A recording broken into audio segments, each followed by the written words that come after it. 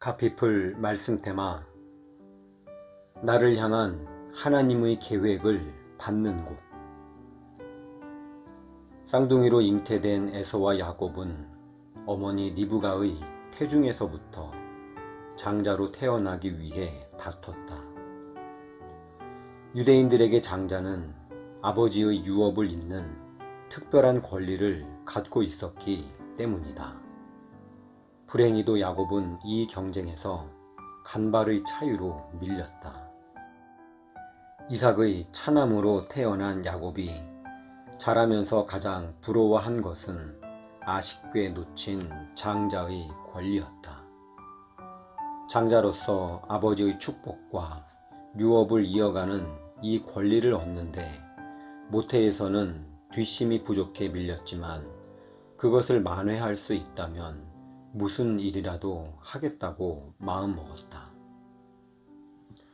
아비의 유업을 이어받는데 첫 번째 비결은 그것을 사모함에 있다. 어떤 대가를 치르더라도 그 유업 있기를 소망하는 것이다. 소망하지 않는데 유업을 이어가는 일은 결코 일어나지 않는다. 영적인 유업을 물려받기 원하는가? 그렇다면 누군가의 유업을 사모해야 한다. 당신을 이끌어주는 분의 영성을 존경하고 사모해야 한다. 불행하게도 맏아들 에서는 영적인 것에 관심이 없었다. 반면 야곱은 성격은 좀 음흉해도 영적인 일에 관심이 있었다. 에서는 하나님의 유업을 이어가는 일에 관심이 없었지만 야곱은 하나님의 축복을 받는 일, 하나님의 유업을 이어가기 위해 아비의 축복을 받는 일에 모든 것을 걸었다. 그런 면에서 본다면 야곱을 지지했던 리브가가 옳았고 이삭은 리브가의 말을 들었어야 했다. 아비가 분별력이 없으면 가정에 불행이 온다. 어느 날 야곱에게 기회가 왔다. 사냥을 마치고 허기져 돌아온 에서에게서 팥죽 한 그릇으로 장자의 권리를 산 것이다. 권리를 합법적으로 샀으니 이제 장자로서 아버지의 축복만 받으면 된다. 여기에 어머니 리브가가 도움을 준다. 리브가와 야곱이 합심하여 이삭과 에서를 속인다. 에서가 없는 틈을 타 앞을 잘 보지 못하는 이삭에게 야곱을 들여보내고 야곱은 자신을 에서라고 속여 장자에게 돌아갈 아비의 축복을 가로챈다. 당연히 이 사건으로 야곱은 에서의 진노를 사고 그를 피해 결국 하란으로 도망하기에 이른다. 야곱은 그렇게 집에서 쫓겨났다. 그렇게도 아버지의 유업을 잊고 싶어 했던 야곱이 유업을 잊는 것은 고사하고 아버지 집에서 쫓겨나 먼 유배의 길을 떠나게 되다니. 당시 여행은 오늘날과 달랐다. 친족을 떠난다는 것은 대단히 위험한 일이었다. 아브라함이 하란을 떠나 가나안 땅으로 간 것이 위험한 모험이었듯이 야곱이 가나안을 떠나 하란으로 돌아가는 것 역시 위험한 모험이었다. 과연 오늘 무사히 하루를 넘길 수 있을까? 사나운 짐승을 만나면 어떻게 하지? 도적이라도 만나면. 더 우울한 것은 소망이 보이지 않는다는 점이었다. 언제 다시 집으로 돌아올 수 있을지, 하란에는 과연 무엇이 기다리고 있을지 확실한 것이 하나도 없다. 이러다가 죽는 게 아닐까? 괜히 축복에 욕심냈다가 이게 무슨 꼴이지? 스스로 자초한 것이었지만 야곱의 인생은 한마디로 험악했다. 그 험악한 인생의 서막이 이제 오르고 있는 것이다. 아비의 유업을 열망했던 야곱이 왜 이렇게 되었을까?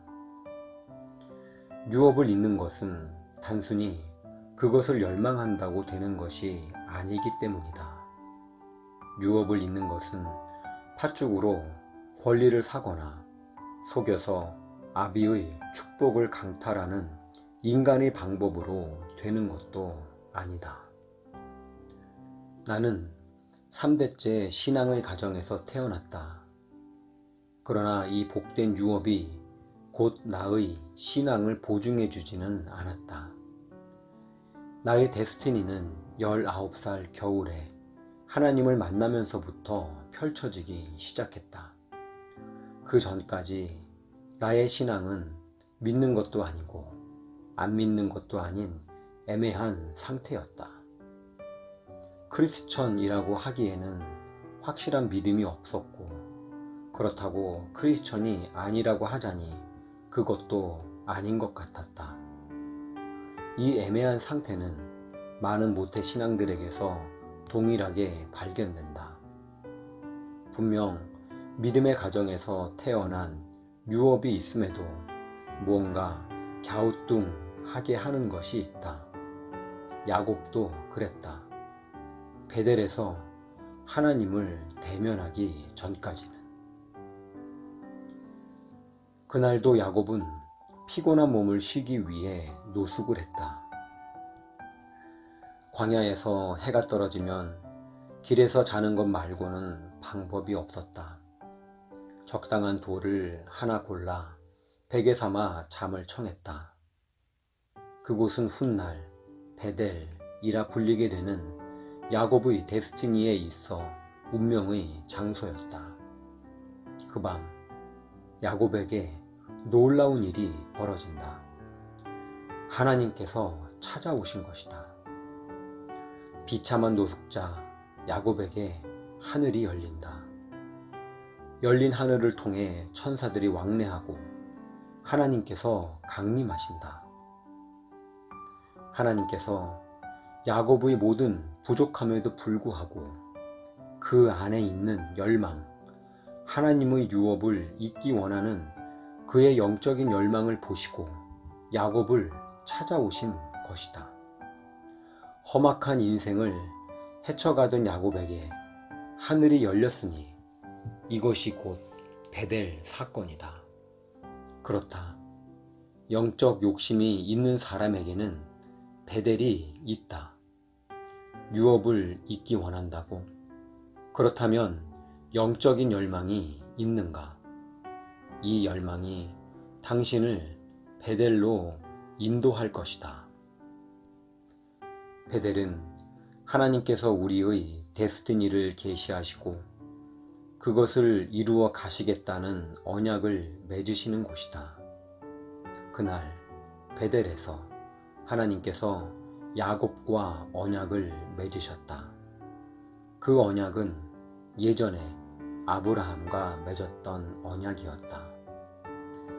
너로 인해 큰 민족을 이룰 것이며 내 자손이 땅의 티끌같이 될 것이다. 내 자손들은 동과 서와 남과 북으로 퍼져나갈 것이며 너와 내 자손은 복의 근원이 될 것이다. 아브라함과 맺었던 언약이 야곱에게 다시 주어졌다. 드디어 야곱이 그렇게도 원하고 원했던 자신의 데스티니, 아비의 유업을 계승하는 데스티니가 확정된 것이다. 아비의 유업을 잇는 야곱의 데스티니는 팥죽으로 권리를 산다고 이루어지는 것도 아니었고 아비의 축복을 받는다고 되는 것도 아니었다. 믿는 가정에서 태어난다고 저절로 되는 것도 아니고 유명한 분들의 축복 기도를 많이 받는다고 되는 것도 아니다. 유업을 이어가는 데스티니는 하나님을 만나는 베델이 있을 때 그곳에서 하나님께서 아비와 맺었던 언약을 나와도 맺으실 때 비로소 시작된다. 더 이상 할아버지의 하나님, 아버지의 하나님이 아니라 나의 하나님이 되실 때 아비의 데스티니가 아닌 내 데스티니가 시작되는 것이다. 유업을 이어가야 할 우리에게는 베델이 필요하다. 고성준의 나의 데스티니 찾기 중에서 갓피플 말씀 테마 나를 향한 하나님의 계획을 받는 곳